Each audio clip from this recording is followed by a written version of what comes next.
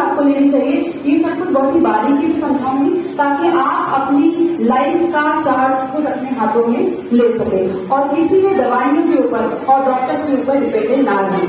मैं ये नहीं कहती कि डॉक्टर्स खराब हैं, doctors are god for us, लेकिन डॉक्टर्स को हमें सिर्फ इमरजेंसी सिचुएशंस में ही उनको हमें मिलना चाहिए।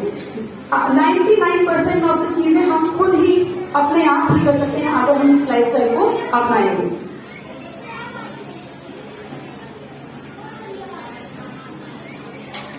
अपने पोषण को यानी कि अपने आहार को सुधारने के लिए वो क्या कदम है जो आपको लेने चाहिए। आप कहोगे हम तो घर का ही खाते ही है, हम तो बाहर का नहीं खाते, लेकिन घर का खाने के लिए भी कुछ स्टेप्स होते हैं, कुछ बहुत इंपॉर्टेंट स्टेप्स होते हैं। आप अपने खाने को, आप अपनी प्लेट को कैसे तैयार कर रहे हैं, आप उस खाने को किस तरह से खा रहे हैं। अगर आप उस चीजों का ध्यान रखेंगे तो वही खाना आपके लिए मेडिसिन की तरह काम करेगा, और अगर आप उन चीजों का ध्यान नहीं रखेंगे तो वही खाना आपके लिए जहर का भी काम कर सकता है, जिसको आप बहुत ही खुश होकर घर का समझ के खाते हैं।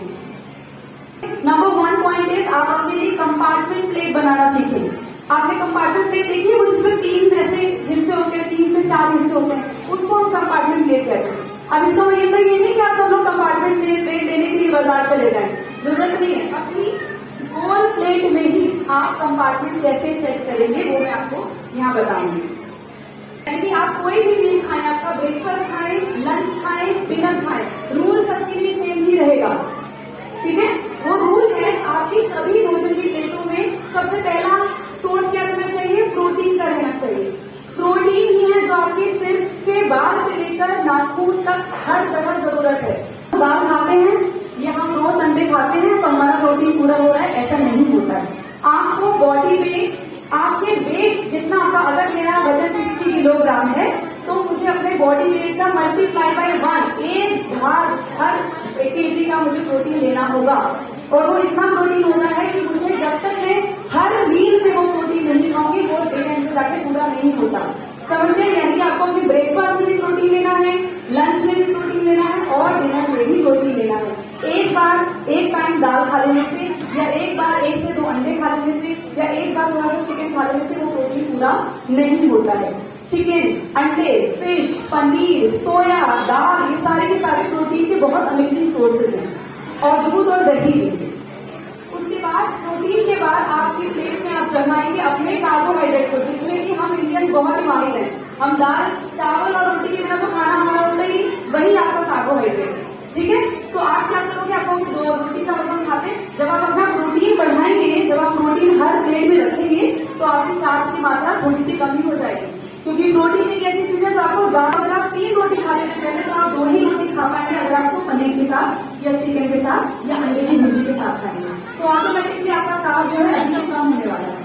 और उसके बाद में वसा का संयोजन, वसा यानी कि फैट, आपके पेट में फैट जरूर होना चाहिए। जो हम इंडियंस तड़का मारते हैं ना, वही फैट होने जरूरत है। अगर कोई आपको कहे कि बिना तेल का खाना बनाओ, ऐसा बिल्कुल मत करना, वो फैट आपके लिए बहुत जरूरी है। बट हाँ, फ्राइड भी नहीं खाना है, तेल में भर के भुजिया बना के खाया जाता है, ठीक है। तेल कम यूज करें, अच्छा यूज करें, लेकिन जरूर हो गया, कार्बोहाइड्रेट हो गया और फिर फैट हो गया। सबसे पहले प्रोटीन जमाइए, फिर फैट जमाइए, फिर जाकर के फैट जमाइए। जब आप ये तीनों चीजें जमा लेंगे तो उसके बाद आप अपने वाइटामिन और मिनरल्स, जो आप सब्जियां और फल खाएंगे दिन भर में, वो आपके वाइटामिन और मिनरल्स की जरूरत को पूरा करेंगे। तो अगर आप सोचते हैं कि हम कभी कभी फ्रूट खा लें या कभी कभी सब्जियां खा लें, तो ऐसा नहीं करना है। ये जितनी भी चीजें मैं आपको बता रही हूँ, आपको रोजाना विदाउट फेल का काम करने वाला है। आपके शरीर में कोई भी तकलीफ हो, अगर आप भगवान का आभार व्यक्त करते हुए उस खाने को अंदर लेंगे तो वह आपके लिए एक ब्लेसिंग की तरह, एक आशीर्वाद की तरह काम करता है। तो हमेशा ये पॉइंट को ध्यान रखें। उसके बाद शुरू में अपनी वास्तविक भूख से कम हिस्सा लें। जैसे कि आपको भूख है, आपने पहले प्रोटीन जमा लिया, मान लीजिए आपने दाल, 1 कटोरी भर की दाल ले ली। अब आपको लग रहा है कि आप कितना खा सकते हो, 2 कड़छी चावल खा सकते हो, एग्जाम्पल ले रही हूँ, तो आपने 1.5 कड़छी चावल ही लेना है शुरू में। शुरू में सबसे पहले प्लेट नहीं भर के रख लीजिए कि हम दोबारा कौन लेगा। सबसे पहले अपनी भूख से कम हिस्से, कम ही आपने भोजन को अपनी प्लेट में रखना है। इसका मतलब ये नहीं कि आपको कम खाना शुरू कर देना है, अपना खाना धीरे धीरे खाएं। यानी कि माउथ और हैंड का कोऑर्डिनेशन एक बहुत प्यारा सा रूल है। अगर आपने ये समझ लिया ना, अगर आपने आदत डाली, 10-15 दिन लगते हैं इस आदत को डालने में, लेकिन डरिए ना, कभी वजन नहीं बढ़ेगा और कभी कोई बीमारी भी नहीं लगेगी। माउथ हैंड कोऑर्डिनेशन मतलब कि एक निवाला खाया अपने मुंह में, और जब तक वो निवाला मुंह में है तब तक आप दूसरा निवाला नहीं बनाएंगे। जब वो निवाला आपके मुंह में खत्म हो जाएगा तब आप दूसरा निवाला बनाएंगे। इसको कहते हैं माउथ हैंड कोऑर्डिनेशन। या तो मुंह चलेगा या हाथ चलेगा। जब आप इसको प्रैक्टिस कर लेंगे तो आप देखेंगे आपकी बहुत सारी बीमारियां दूर होने लगी हैं और आपको कभी भी भारीपन महसूस नहीं होगा खाने के बाद। लगता है ना कभी कभी खाया तो इतना सही नहीं, भी भारीपन क्यों लग रहा है, रोटी क्यों लग रही है, वो इसी वजह से लगता है क्योंकि आप खाना जल्दी जल्दी खाते हैं। पहला निवाला अंदर जाता नहीं, आप दूसरा पहले ही रख लेते हैं, तो वो डाइजेस्ट नहीं हो पाता है ठीक से। इसलिए अपना माउथ और हैंड को कोऑर्डिनेट करना सीखिए।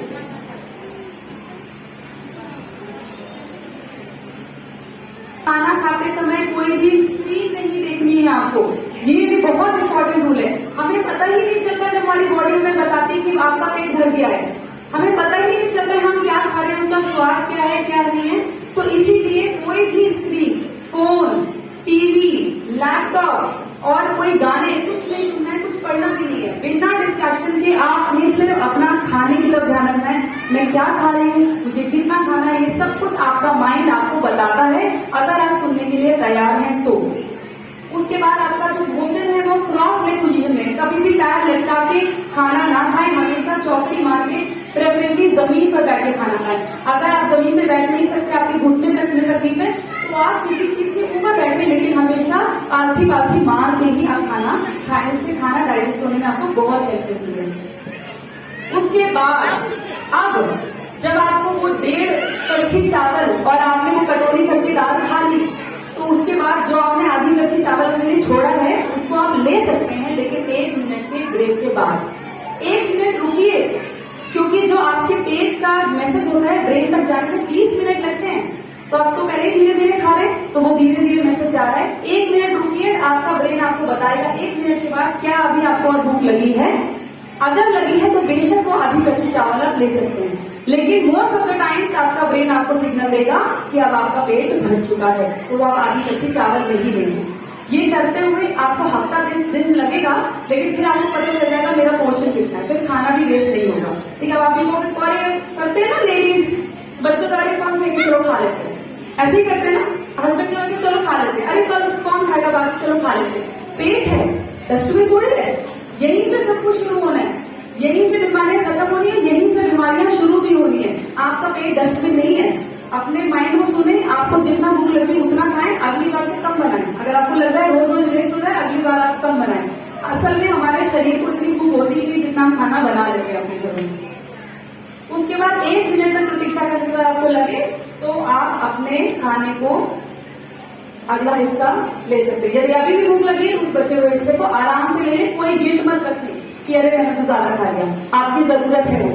कभी कभी हम बहुत ज्यादा एक्टिव होते हैं तो हमारी बॉडी की जरूरत बढ़ जाती है। खाने की जरूरत रोज एक समान कभी नहीं हो सकती, कभी भूख कम होगी, कभी भूख ज्यादा होगी। तो अपने दिमाग को सुनना सीखें और अगर भूख लगी हो तो वो अगला हिस्सा भी खा लें। आहार के लिए ये सारे पॉइंट्स बहुत ही इंपॉर्टेंट है। अगर आप आज से करना शुरू करेंगे आपको इसके रिजल्ट विदिन 7 to 10 डेज दिखने शुरू हो जाएंगे। आपको जितनी ब्लोटिंग, गैस, एसिडिटी, इंडाइजेशन रहता है वो सब कुछ खत्म होगा और वहीं से सारी बीमारियां शुरू होती हैं। अभी नंबर 2 स्टेप जो दूसरा सीक्रेट है मोशन, यानी कि कितना सक्रिय रहना है।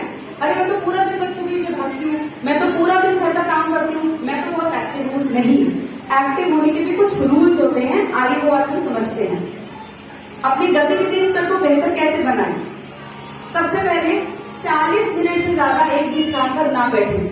अब आप कहेंगे आपको 40 मिनट से ज्यादा खा दिया, आज को छोड़िए। कभी फंक्शन में आए तो उसके अलावा घर पे बैठ रहे हैं तो 40 मिनट से ज्यादा एक स्थान पर ना बैठे, क्योंकि आपका जो ब्लड सर्कुलेशन है वो रुकने लग जाता है और आपको एक्चुअली पता ही नहीं चलता ये बीमारी हमें लगी कैसे। ये छोटी छोटी गलतियों से ही धीरे धीरे धीरे धीरे शरीर बीमारियों की तरफ बढ़ता रहता है। 40 मिनट के बाद उठे, एक चहलकदमी आकर कुछ ऐसा काम कर रहे हैं, कोई क्लास अटेंड कर रहे हैं, चाय करें और वापस करें, ताकि ब्लड सर्कुलेशन होता रहे। फिर व्यायाम का कोई भी एक रूप चुने जो आपको सबसे ज्यादा पसंद हो। मैं आप बिल्कुल नहीं बताऊंगी आपको कौन सा व्यायाम करना है, कौन सी एक्सरसाइज करनी है। हर किसी को जो एक्सरसाइज पसंद हो वो करे, लेकिन करे जरूर। थोड़ा सा सजेशन दूंगी कि बेस्ट कॉम्बिनेशन क्या होना चाहिए, लेकिन आप अपनी एक्सरसाइज खुद चूज करें और एक्सरसाइज जरूर करें। अगर आपको लग रहा है कि मेरे को पूरा दिन टाइम नहीं मिलता, मेरे तो घर में एक्सरसाइज करनी, ऐसा नहीं होता है। जब हम लेडीज घर में काम कर रहे होते तो हमारे सिर्फ मूवमेंट लाते ही थकती हैं। शरीर का और कोई हिस्से का व्यायाम नहीं होता है, और व्यायाम जब करते हैं तो शरीर के हर हिस्से का व्यायाम होता है, जो कि बहुत जरूरी है।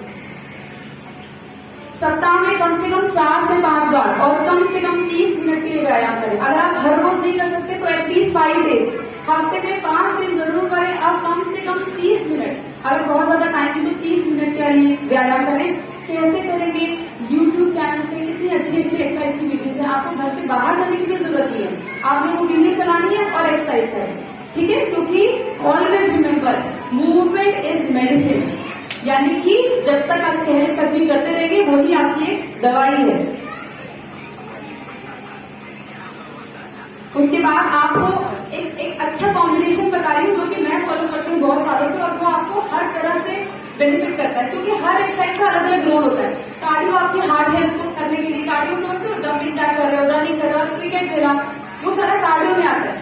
स्किपिंग कर रहे हो, वो बहुत अच्छा है, लेकिन वो सिर्फ हार्ट की हेल्थ के लिए अच्छा है, आपके ब्लड सर्कुलेशन के लिए अच्छा है, बाकी चीजों के लिए अच्छा नहीं है। तो हमें वो करना है, लेकिन उसके साथ में हमको शक्ति प्रशिक्षण यानी कि स्ट्रेंथ ट्रेनिंग करनी है। स्ट्रेंथ ट्रेनिंग क्या?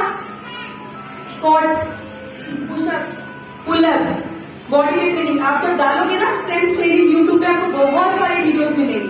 तो वो ट्रेनिंग करने से क्या होता है, हमारी जो मसल्स होती हैं, जिसकी वजह से हम सीधे खड़े रहते हैं पूरी जिंदगी भर। आपने देखा बुजुर्ग कैसे छोटे छोटे छोटे होते जाते हैं, कैसे हो जाते हैं वो, उनका हाइट कैसे कम हो जाता है, वो श्रिंक कैसे हो जाता है? क्योंकि उनके शरीर में से मसल मास कम हो जाता है, आपकी जो मांसपेशियां हैं उनका वजन कम हो जाता है। उसको बनाए रखने के लिए, ताकि आप बुढ़ापे तक बिल्कुल ऐसे टॉल और बिना किसी सहारे के जिए, आपको स्ट्रेंथ ट्रेनिंग करनी होगी।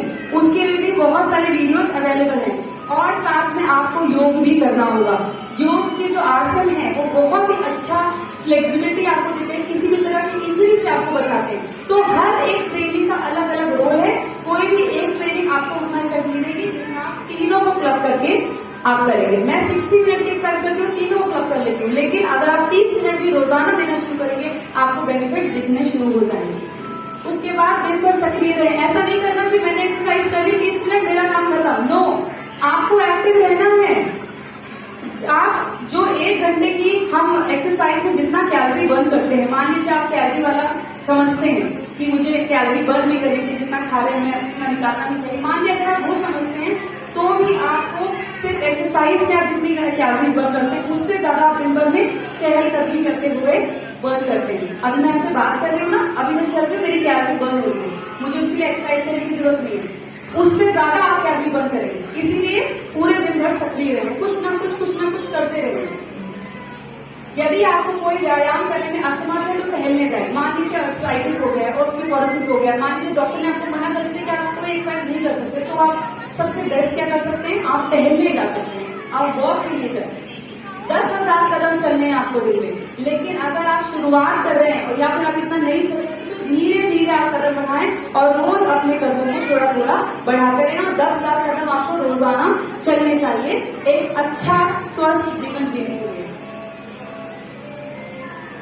उसके बाद ये एक्सरसाइज मैंने आपको बता दी, ये सारे रूल्स आप अपने दिमाग में बिठा लीजिए, क्योंकि मूवमेंट इज मेडिसिन। जितना आप मूव करते रहेंगे उतना दवाइयों से दूर रहेंगे, क्योंकि ये आपकी इनबिल्ट मेडिसिन है, ये आपके शरीर के अंदर ही होती है, बट हमें पता नहीं होता है, थोड़ा आलस होता है, थोड़ा नॉलेज नहीं होता है, तो हम ये कर नहीं पाते। उसके बाद हाइड्रेशन, पानी कितना पीना चाहिए। पानी तो हम बहुत सारा पीते हैं, तो देखते हैं हम क्या गलती करते हैं पानी पीने करते हैं। पानी की सेवन में कैसे सुधार करेंगे हम? सबसे पहले 2 से 3 लीटर पानी पिए। लेकिन अगर आप ऐसे शहर में कोसों में जहाँ इतनी ह्यूमिडिटी है तो पानी की रिक्वायरमेंट बढ़ भी सकती है, तो अपने हमेशा थर्स्ट को सुने, प्यास को सुने कि कितना मुझे प्यास लगी है, और जैसे ही प्यास लगे वैसे ही पानी पी लीजिए। ये 3 लीटर से बढ़ के 4 से 5 लीटर भी हो सकता है। जब आपको पानी पीने की बात महसूस होती है, मतलब जब मुझे बात करते हुए पानी पीने की बात महसूस हो रही है, उस समय आपको समझ आना चाहिए कि आपके जो अंदर जो ऑर्गन्स हैं वो ऑलरेडी 2 से 4 मिनट पहले से प्यासे हो चुके हैं। तो जिस समय आपको पानी की प्यास लगे उसको कभी भी टाले नहीं, इसलिए अपनी प्यास को कभी नियंत्रण ना करें, क्योंकि जब आपको मुंह में प्यास लगी है उससे पहले 2 से 3 मिनट पहले आपके अंदर के ऑर्गन को प्यास लग चुकी है। अगर आप इस समय पानी पीने की बात को टालेंगे, आलस करेंगे, तो फिर ये आपके ऑर्गन्स के लिए ठीक नहीं होगा। जब आपके ऑर्गन्स को पूरा पानी मिलता है तभी वो अच्छे से फंक्शन करते हैं। अगर पानी कम मिलेगा, आप ही खुद देखो, अगर आप ऐसी जगह पे जहाँ को ज्यादा पानी न मिले, आपका कुछ काम करने का मन करते हैं, नहीं करता है। दिमाग में सिर्फ पानी पानी या भूख लगी तो सिर्फ खाना खाना ही चलता है। इसीलिए शरीर को अंदर ऑर्गन्स को भी पानी और खाना टाइम टू टाइम देते रहना पड़ता है। कभी भी अपने आप को प्यासा न रखें और भूखा भी न रखें बहुत देर तक। उसके बाद कैसे पता चलेगा कि हमने कितना पानी पिया और कितना पानी पीना चाहिए? अपने मूत्र के रंग की जांच करें। हमेशा देखें कि उसका रंग कैसा है। ये लैब वाले देखते हैं, लेकिन हमें खुद भी हम देख करके इसको जज कर सकते हैं कि हमारे अंदर हाइड्रेशन लेवल कितना है। यदि उसका रंग गहरा पीला है तो समझ लेना कि आप डिहाइड्रेटेड हो, आपको पानी का सेवन बढ़ाना चाहिए। यदि उसका रंग सफेद है, कभी कभी आप ओवर हाइड्रेट भी हो जाते हैं, कभी कभी इतना पानी पी लेते हैं कि उसका रंग सफेद हो जाता है मुंह का, तो वो आप ओवर हाइड्रेटेड है। अगर आप कम पानी पिएंगे तो भी परेशानी है, अगर आप ज्यादा पानी पिएंगे तो भी परेशानी है, क्योंकि ज्यादा पानी पीने से हमारी बॉडी में फ्लूइड का बैलेंस, इलेक्ट्रोलाइट का बैलेंस सारा डिस्टर्ब हो जाता है। इससे high blood pressure, low blood pressure कुछ भी उसमें से आपको हो सकता है। अब आपके मुंह का रंग कैसा होना चाहिए? वो हल्का पीले रंग का होना चाहिए। वही इंगित करता है कि आपके शरीर में पानी की मात्रा बिल्कुल सही है। तो अगर अभी तक आपने इसकी जांच नहीं की है तो रोजाना इसकी जांच, और ये रोजाना करना होता है, ऐसा नहीं एक बार, क्योंकि कभी हम ओवर हाइड्रेटेड हो सकते हैं, कभी डिहाइड्रेटेड हो सकते हैं। रोजाना इसकी कलर की जांच करें और उसके बाद निर्णय लें कि आपको पानी पीना है या नहीं पीना है। कम पानी का सेवन कई बीमारियों को न्योता देता है। ये बहुत ही डिटेल्ड डिस्कशन है, इसको हम कभी और कवर अप करेंगे, लेकिन आपको ये बात दिमाग में रखनी चाहिए कि अगर हम कम पानी पिएंगे तो बहुत सारी बीमारियों को हम न्योता दे रहे हैं और दवाइयों की तरफ अपने कदम बढ़ा रहे हैं। पर्याप्त पानी पीने से विभिन्न बीमारियों का इलाज हो सकता है। कई बार हाई बीपी, लो बीपी सिर्फ पानी की मात्रा को ठीक करने से हम ठीक कर सकते हैं। ठीक है, इसीलिए पर्याप्त पानी बहुत ही ज्यादा जरूरी है। लास्ट जो आपका सीक्रेट है, स्लीप, नींद। आजकल ये सबसे बड़ी बीमारी हो गई, आपको पता है? कितने लोग इंसोमिया के शिकार हो चुके हैं, नींद ही नहीं आती है। आप में से कोई ऐसा है जो पूरी पूरी रात करवट बदलता है, नींद नहीं आती है? 1 2 3, आप देख लीजिए कितनी स्ट्रेंथ में 3 लोग निकल आए। ये एक प्रॉब्लम है बहुत बड़ी। अगर आप ठीक से सो नहीं रहे हैं तो मैं आपको बताती हूँ कि नींद जरूरी है। नेक्स्ट स्लाइड, और इसको हम कैसे सुधार सकते हैं। सबसे पहले समझते हैं कि नींद आपके लिए क्यों महत्वपूर्ण है। नींद आपके लिए इसलिए महत्वपूर्ण है क्योंकि हम पूरे दिन हमारे बॉडी में वेयर एंड टेयर यानी कि टूट फूट होती है। अब तो कौन सी टूट फूट होती है हमें तो दिखती नहीं, होती है अंदर जो बॉडी में सेल्स बने हुए हैं ना, हमारे सेल्स ही सारी बॉडी को इतने छोटे छोटे बॉल समझ लो। पूरी बॉडी में मिलियंस, लाखों, करोड़ों ऐसे बॉल हैं, वो रोज टूटते हैं, रोज बनते हैं, और ये रोजाना सब लोग होती करते हैं। जो टूटते हैं वो बनते कब है? वापस आपकी नींद के टाइम में। तो पूरे दिन भर तो आप काम कर रहे हैं, पूरे दिन भर तो आप स्ट्रेस ले रहे हैं, टूट फूट तो पूरी हो रही है, लेकिन रात में उसकी रिपेयर नहीं हो रही है। इसका मतलब कि आप गाड़ी रोज चला रहे हैं, लेकिन उसका मेंटेनेंस कभी नहीं कर रहे, तो गाड़ी क्या होगी? गाड़ी एक दिन बिल्कुल ठप हो जाएगी, स्टार्ट ही नहीं होगी। आपका शरीर हर दिन टूट फूट से गुजरता है और उसका टूट फूट केवल नींद के दौरान ही मरम्मत हो सकता है। आप जितना मर्जी अच्छा खा लें, जितना मर्जी एक्सरसाइज कर लें, लेकिन वो टूट फूट कभी भी रिपेयर नहीं होगी अगर आप 7 से 8 घंटे की नींद, साउंड स्लीप, जो बिना खुले आंख खुले आती है ना, अगर आप वो नींद लेते हैं। कभी कभार की बात अलग है, एक आधा दिन, लेकिन अगर आपका रूटीन, आपका पैटर्न ही ऐसा है तो आप समझ लेना बीमारी की तरफ बढ़ रहे हैं। अगर आप दिन में 7 से 8 घंटे नहीं सोते हैं तो रिपेयर का काम नहीं हो पाता और आपके शरीर में डैमेज हर दिन बढ़ता रहता है। अब आप सोचो, आज मेरे मान लीजिए लाखों करोड़ों सेल में से 100 सेल डैमेज हो गए, मैं आज रात नहीं सोई तो वो सेल डैमेज ही रह गए, रिपेयर नहीं हुए। कल फिर मैंने अपना पूरा दिन वैसे ही बिताया, 1000 सेल और डैमेज हो गए, उसका भी रिपेयर नहीं हुआ।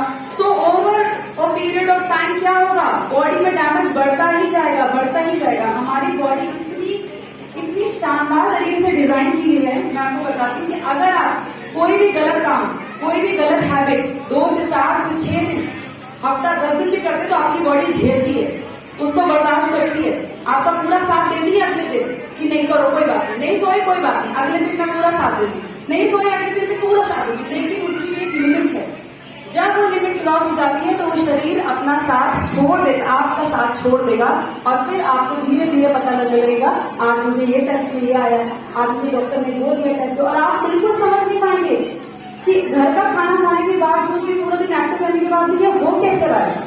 आप सब जगह अपने सवालों के जवाब ढूंढते रहेंगे, लेकिन जवाब आज मैंने आपको दिया है, ये ही जवाब है आपकी सारी परेशानियों का।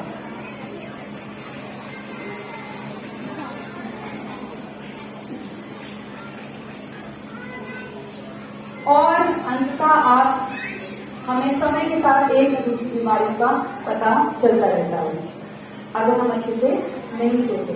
अच्छी नींद के लिए यहाँ कुछ कदम उठाए जा सकते हैं। कैसे अच्छी नींद लेंगे?